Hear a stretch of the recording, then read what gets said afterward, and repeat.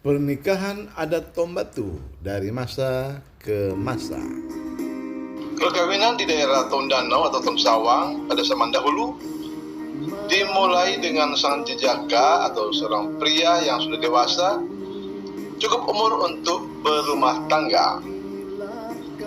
Biasanya sang jejaka tersebut berjalan-jalan kemana-mana bertelanjang dan hanya memakai cawat atau cidaku. Hal ini disebutkan oleh Dr. J.G.F. Friedel dalam bukunya The Oorsprong van Tonsawa, halaman 49 sampai 480. Setelah seorang jejaka menemukan gadis pilihannya, lalu diberitahukannya kepada orang tuanya. Lalu melalui seorang perantara, diadakanlah peminangan kepada orang tua si gadis. Diawali dengan bercakap-cakap sambil memakan sirih pinang, tabaku atau tembakau. Si perantara mengungkapkan maksud kedatangannya. Bila mana dikabulkan permohonan keluarga pria, kemudian dalam beberapa waktu kemudian diadakan upacara perkawinan. Dengan 3 hari sebelumnya dikirimlah pakaian untuk pengantin wanita berupa kain tenunan dari kulit kayu yang halus untuk dipakai pada waktu upacara perkawinan. Dalam zaman dahulu tidak dikenal mengenai harta kawin, kecuali mengantarkan makanan minuman untuk pesta perkawinan, berupa sagu, beras, ikan-ikan, air tawar maupun binatang buruan seperti babi hutan atau rusa. Nasi biasanya dibungkus dan dimasak dalam bambu yang disebut tambelang. Upacara perkawinan dipimpin oleh seorang balian dan setelah diupacarakan menurut adat dengan meminta berkat dari roh leluhur agar perkawinan mereka mendapat rezeki. Kemudian diadakan pesta makan minum disertai dengan pembacaan riwayat keturunan hingga perkawinan keduanya diadakan. Dalam perkembangannya, beberapa abad kemudian sang jejaka yang telah dewasa cukup usia dalam mencari jodohnya dengan berpakaian cidako pergi ke ladang satu keluarga yang mempunyai seorang anak gadis. Jadi jika ada seorang pria naksir seorang gadis, maka pria tersebut akan pergi ke ladang sang gadis. Dia menawarkan diri untuk membantu bekerja di ladang itu kepada ayah si gadis. Orang tua biasa sudah tahu apa maksud kedatangannya. Dan kemudian si pria ini akan disuruh dipersilakan untuk membantu. Dan bila mana orang tua si gadis menerimanya, tandanya ia dapat bertemu dengan sang gadis. Dan kemudian bersama-sama orang tua si gadis mereka mengerjakan ladang. Selama masa ini gerak-geri sang pemuda diawasi oleh orang tua si gadis. Dan jika ia dianggap masih kurang berpengetahuan dalam pertanian, diberikanlah bimbingan oleh orang tua sang gadis. Selama dalam membantu pekerjaan itu, sang pemuda dapat makan minum bersama di ladang orang tua sang gadis pujaannya. Namun bila mana selesai pekerjaan, pria tersebut kembali ke gubuk orang tuanya dan hari berikutnya kembali lagi pergi bantu keluarga sang gadis.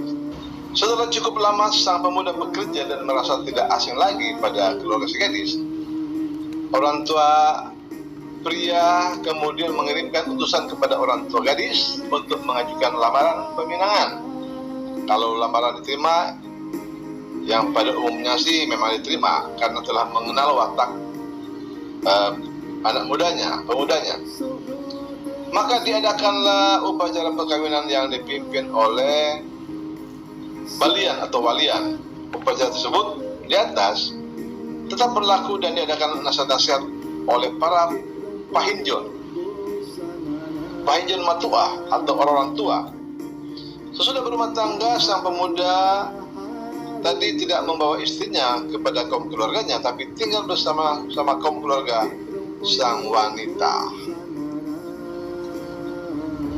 Tetapi di kemudian hari, hal ini kemudian mengalami transformasi. Zaman dahulu kala, gadis-gadis di desa Tombatu atau Tonsawang dan sekitarnya, baik gadis maupun pemudanya, bekerja di kebun dalam jumlah yang cukup banyak. Itu bisa 30 sampai 50 orang, terdiri dari gadis-gadis dan perjaka-perjaka yang disebut Ma'ando atau Mapalus. Acara Ma'ando ini atau kerja gotong royong kadang-kala juga menjadi ajang pencarian jodoh dari para pria maupun wanita. Jadi kalau ada seorang pria naksir seorang pemudi, maka biasanya dia akan pergi membantu pekerjaan sang gadis tersebut. Kalau diizinkan, biasanya itu merupakan sinyal bahwa si pria boleh mendekatinya. Kalau tidak, itu biasanya ditolak secara halus. Dan kalau diterima, berarti itu tanda mereka sudah jadian. Dan ketika pulang bekerja dari kebun, si pria biasanya akan membawa alat kerja dari si gadis, pacul atau parangka atau skop, itu dibawa oleh si pria sampai ke rumahnya. Setelah keduanya telah cukup saling kenal mengenal di dalam pekerjaan, kemudian pada suatu waktu dilakukanlah lamaran oleh seorang perantara. Mula-mula sang pemuda memberitahukan kepada orang tuanya bahwa ia bermaksud untuk kawin dengan seorang gadis pilihannya itu. Bila mana rencananya itu dikabulkan oleh orang tuanya, kemudian ia disuruh orang tuanya untuk pergi ke rumah sang gadis, memohon kepada sang gadis dan orang tuanya agar ia diperkenankan bermalam di rumah sang gadis dan tidur di serambi rumah sang gadis. Jika permintaan itu diluluskan oleh sang gadis dan orang tuanya, maka sang gadis harus menyediakan tempat tidur bagi pria tersebut dengan sebuah tikar yang dianyam rapi oleh gadis tersebut. Cara ini di Taun Danau atau Taun Sawang disebut mangilah boan. Mangilah artinya mencari, boan artinya tempat tidur yang dianyam dari daun atau batang kaingas, Sejenis jerami. Maksudnya ialah mencari jodoh untuk dijadikan istri kelak. Jika hal ini telah dilakukan, lalu menyusul lamaran perkawinan yang dilakukan oleh orang tua dari pemuda disertai oleh seorang balian.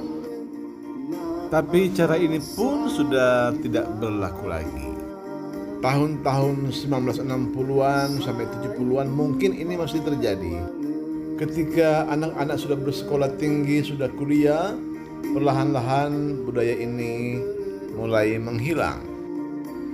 Tidak semua yang hilang, masih ada beberapa hal yang masih dipertahankan sampai hari ini. Membuat sebuah tenda besar, menyediakan meja panjang dan makan bersama hadap-hadapan, itu juga masih dipertahankan di daerah Tombatu dan sekitarnya. Hal ini tetap dipertahankan karena mengandung nilai-nilai sosial dan kekeluargaan yang tinggi yang merupakan warisan leluhur nenek moyang orang Tombatu. Satu lagi yang masih dipertahankan yaitu hadirnya musik bambu atau musik seng dalam setiap acara pernikahan di daerah Tombatu, Taun Sawang dan sekitarnya.